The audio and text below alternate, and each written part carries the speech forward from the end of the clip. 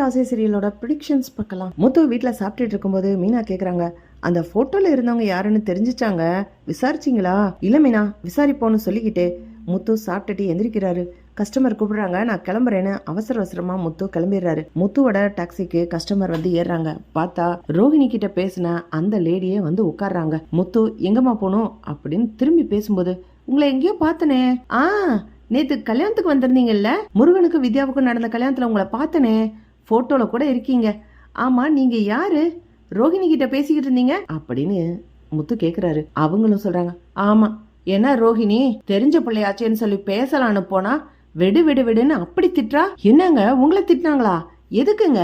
ஏங்க முன்ன பின்ன பகையா? பார்லருக்கு வந்து எதுவும் காசு கொடுக்காம போயிட்டீங்களா என்ன அப்படின்னு முத்து கேட்கும்போது, அட சும்மா இருப்பா, சொந்தக்கார பொண்ணாச்சேன்னு சொல்லிட்டு பேசலான்னு போனேன், எப்படிமா இருக்கேன்னு தான் கேட்டேன். அந்த திட்டுதுன்னு சொல்லி அந்த அம்மா சலிக்கிறாங்க. முத்து உடனே, என்ன சொல்றீங்க, வினோதமா இருக்க? என்னது, பார்லர் அம்மாக்கு நீங்க சொந்தக்காரங்களா? எப்படி?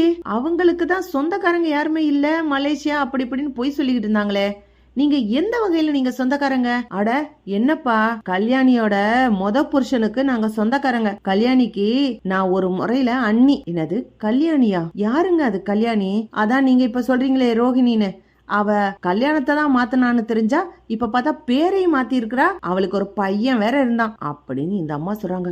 முத்துக்கு தலைய சுத்துது. வண்டியை ஓரமா நிறுத்திட்டு, அக்கா நீங்க சொல்றது எனக்கு ஒண்ணுமே புரியலக்கா, என்ன சொல்றீங்க, தெளிவா சொல்லுங்க. நான் கேட்டது எங்க வீட்டுல இருக்க பார்லருமா, அதாவது ரோஹிணி, எங்க அண்ணனோட ஒய்ஃப பத்தி கேக்குறேன். அதேதான்ப்பா நானும் சொல்றேன். அந்த ரோஹிணியோட பேரு கல்யாணி. எங்க சொந்தக்கார பையனுக்கு தான் கல்யாணம் பண்ணியிருந்தாங்க, சேகர்ன்ற ஒருத்தனுக்கு.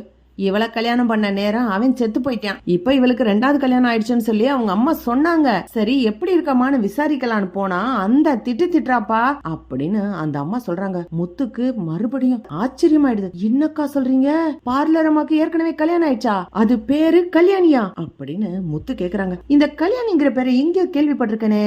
ஆமா, கல்யாணிக்கு குழந்தை இருக்குதா? ஆமா, ஒரு பையன் இருந்தான்ல, அவன் பேரு கூட கிருஷ் அப்படின்னு அந்த அம்மா சொல்றாங்க.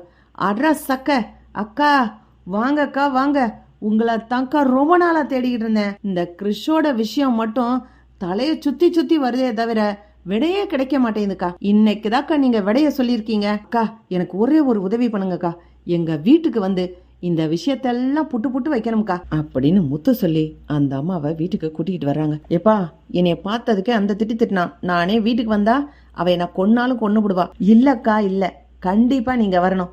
எங்க அம்மா உங்க பேச்ச கேட்டா அதிர்ச்சி ஆயிடுவாங்க, நீங்க கண்டிப்பா வரணும்க்கா அப்படின்னு முத்து அவங்கள கூட்டிக்கிட்டு வீட்டுக்கு போறாரு. வீட்டுக்கு போன உடனே, எல்லாரும் வா, நண்டு சிண்டு எல்லாரும் உள்ளவா, இங்க ஒரு பெரிய விஷயமே நடக்க போகுது அப்படின்னு சொல்லி, என்ன பார்லருமா, உன் விஷயம் இம்புடு பெருசா இருக்குது, உன் பேரு என்ன? ரோஹிணியா? யாரு வச்ச பேரு உனக்கு ரோஹிணின்னு அப்படின்னு முத்து கேக்குறாரு. என்ன முத்து, எதுக்கு இப்படி எல்லாம் பேசுறீங்க? ஏன் எங்க அப்பா அம்மா தான் வச்சிருப்பாங்க, அப்ப நான் கல்யாணின்னு பேர் வச்சது யாரு அப்படின்னு முத்து கேக்குறாரு.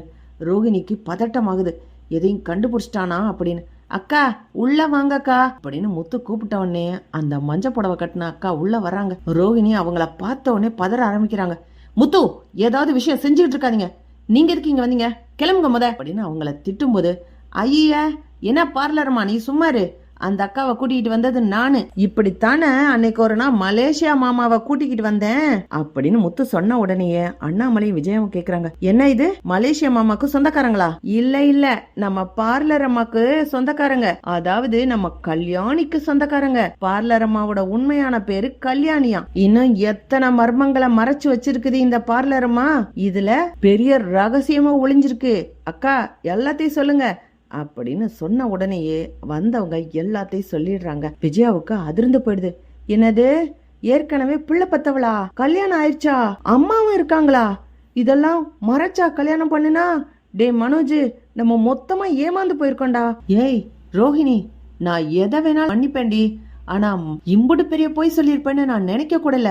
மலேசியான்னு 500 கோடி எல்லாத்தையும் நம்பினேன். அம்மா செத்து போச்சுன்னு சொன்னியே, எப்படி மனசு வந்துச்சு? அம்மா உயிரோடு இருக்காங்க, அம்மா செத்து போச்சுன்னு சொல்லி இருக்கிற அப்படின்னு விஜயா வெளியில கிடக்கிற செருப்பை எடுத்துட்டு வந்து ரோஹிணியை அடின்னு அடிச்சு வெளியில துரத்துறாங்க. இப்படி போனா நல்லா இருக்கும். பார்க்கலாம் ஃப்ரெண்ட்ஸ். லைக் பண்ணுங்க, ஷேர் பண்ணுங்க, கமெண்ட் பண்ணுங்க. Thank you friends.